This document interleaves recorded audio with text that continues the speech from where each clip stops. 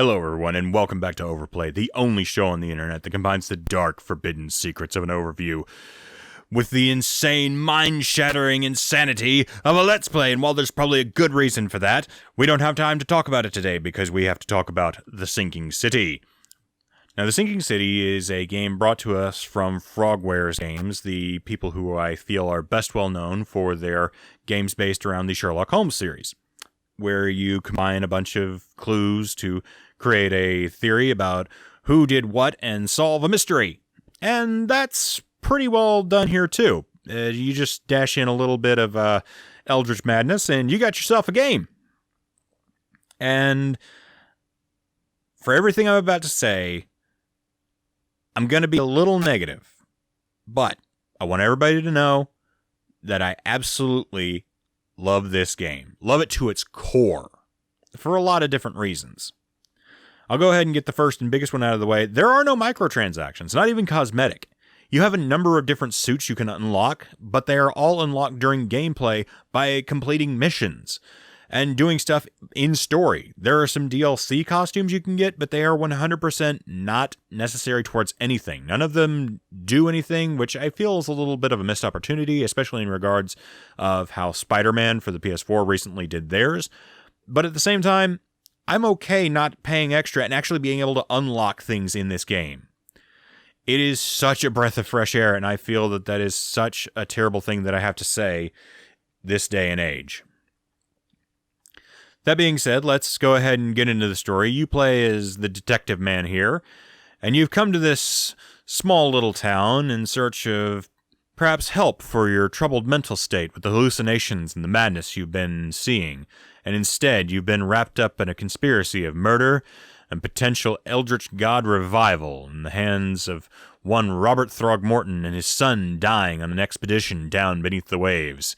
And you've been tasked with finding out what happened and exactly who killed him or what. Now, without getting too far into story details, I'll leave it at that because I genuinely want people to play this game. I feel it has a pretty good story, and I feel it works well. Now, that being said, let's go ahead and move on to the gameplay a little bit, which is awkward to say the least. And I mean that in the best possible way. I genuinely do. Let's go ahead and make our way around here where I can get to a combat area so I can talk about that when the time comes.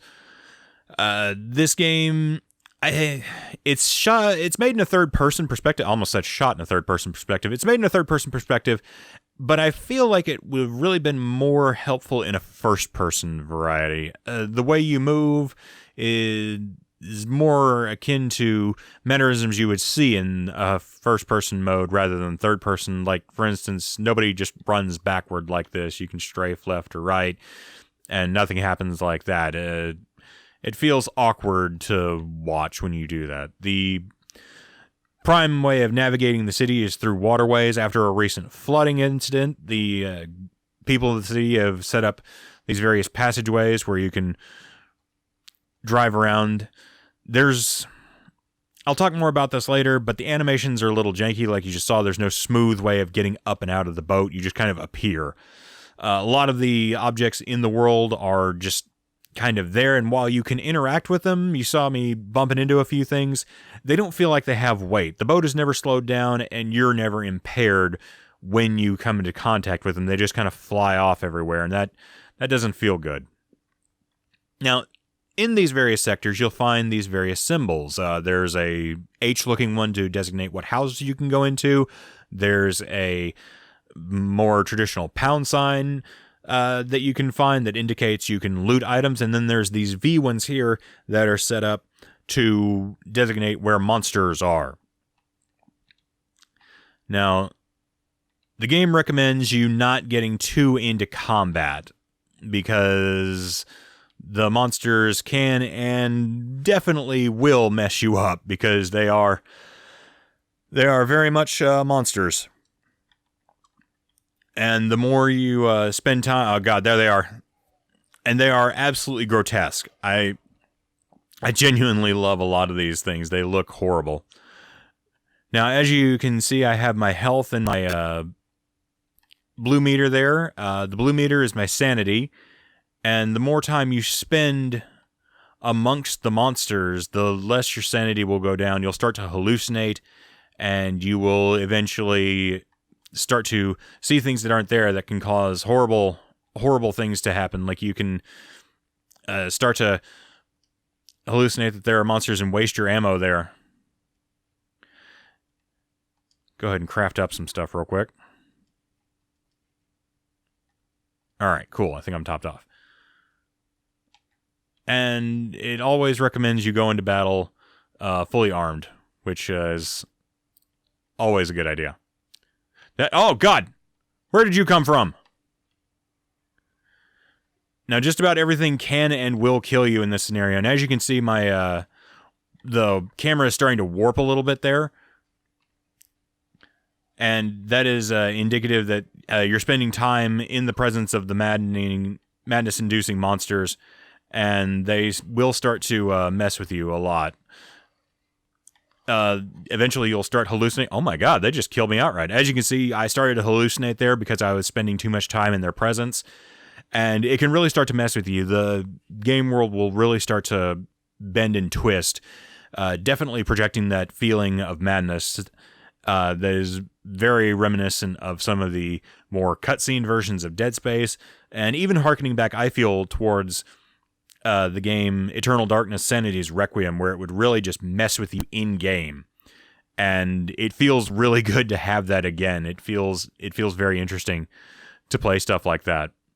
And it can be troublesome in some spots, though, because there are portions of the game where you have to go into various houses and you have to investigate scenarios around. And unfortunately, you can't do investigations while there are monsters about because they will attack you, and using your mind's eye drains that even swifter. So you just basically start to go crazier and crazier the more you try to do that around the monsters.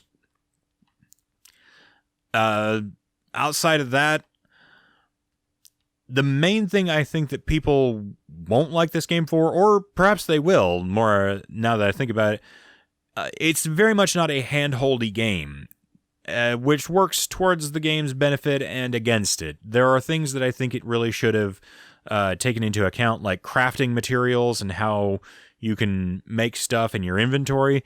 That is not told to you at all. It is just kind of something that is there that you can do, and unfortunately, it really doesn't help you in any way, which I like a little bit. It definitely makes you get out there, and when you finally do figure something out, you feel like you've figured out something amazing. You feel like you've discovered a secret to the universe that no one else really knows, and it feels good. That being said, I do think a little earlier on, it could have benefited from having at least some form of tutorial beyond this is how you pick things up, this is how you look at things, and by the way, there's a button here that allows you to see all the stuff that we're not going to tell you. And while I'm glad that's there and that's like that, I do feel it could have benefited a little bit more from just telling you a little bit more at the beginning. It really would have helped. That being said, let's go ahead and move on to the visuals, because it's a mixed bag here too. All over this game is a mixed bag, and as you can see right there, this person, I don't know who you are, yeah, you're a guy, just kind of popped in out of nowhere and settled in the game, and unfortunately that happens a lot. I don't really know whether the game engine is just loading assets as you get there, or if they're supposed to be preloaded and they just don't. It really breaks your ability to enjoy the game when it's very obvious that a very strange AI system is dropping things into the world just at random, it seems. A lot of people will just freak out when they get near a object that they can't go into or through. You just saw the cop down there have to like switch gears real fast because he got towards a pole. The old lady there just dropped because she walked over the train tracks. It's got issues. That being said, Again, a lot of the cars you'll see them multiple times. God, people just exploded out of nowhere. A lot of them are just paint jobs of different vehicles that you've come across. The red one there, you saw a couple of the white ones earlier that were just deliberately put in places. I feel like a lot of them, like these right here, are placed deliberately in the world, and they're part of the scenery. But for the most part, the others are just randomly generated as they come. Just dropped in for the scene. And it kind of hurts things when you're trying to enjoy the game itself. The really big issue is the character models. Let me see if I can hunt down that cop. There he is. Come here, you. You and your giant bow-legged stance. Now, as you can see, Inspector Clouseau there is kind of an odd-looking person, or at least he would be in virtually any other game. Unfortunately, most people look like this. They're expressionless and just kind of blank-faced, and that includes a lot of the people you talk to. They have a very waxy, plasticky texture to them as well, which I initially thought worked well because of the environment and the nature of the game that is at play. Unfortunately, doing a little more research proved that these are just kind of the way the character models look in a lot of their games. And like I say, for here, I think it works, but overall, it can be very off-putting when you're hearing somebody give a kind of a heartfelt motivator for you to try and find their child or find out what happened to their lost loved one, and they just are blank-faced and staring straight forward the entire time. Just a little bit of a disconnect. Another big problem, all the barnacle stuff around the city, while it's interesting, again, I feel like a lot of it is either randomly generated or placed very strangely. More than once, I found parts of them hanging off into the middle of nothing, just apropos of nothing, just sitting there, and it really hurt the world that I was watching. I was like, this is a lot of fun. This is really cool. And then all of a sudden, there's this very clear flat surface hanging off into nothing, and it's like, oh, right. This is a video game that was probably a little more ambitious than what the creators were capable of doing. And that's sad, because I do like this game. As I've said, there's a lot to enjoy here. I do think that this game was well outside of their wheelhouse, though. But I do applaud them for trying. They definitely punched upwards, and for the most part, I think that they succeeded. And overall, this looks like a town that I would visualize in an H.P. Lovecraft story. It looks gritty and grimy and run down and all over just terrible looking. The people are sullen and withdrawn, and again, I think that this works well for the game itself. Now, that being said, we do have to kind of talk about a slightly more uncomfortable subject, which is the fact that this is based around an H.P. Lovecraft story. And Lovecraft was a horrible, horrible person and a racist and a bigot, and a lot of that is baked into his stories. Unfortunately, it's just kind of there, practically in the bedrock. Now, since he wrote these stories and other people have taken them up, other people have tried to distance a lot of what they write from that, and for the most part, it works well. And I just watched some hobo fight right here. And they are able to get away from a lot of what he initially had baked into it and just made it entirely about the unseen horror and how the cosmic entities of the world, of the universe, do not care about you or anyone for that matter. And it really, really works well. That being said, this does take place in a time period where there were a lot of social inequalities. There were a lot of wrong-headed ideas. And the team that created this acknowledges they were wrong then, just as they were wrong now. and unfortunately it's just a product of the times. I will, however, give them props for including it, because pretending it never happened is almost or just as bad as saying that it didn't happen at all and trying to just gloss over it when it is something that needs to be acknowledged.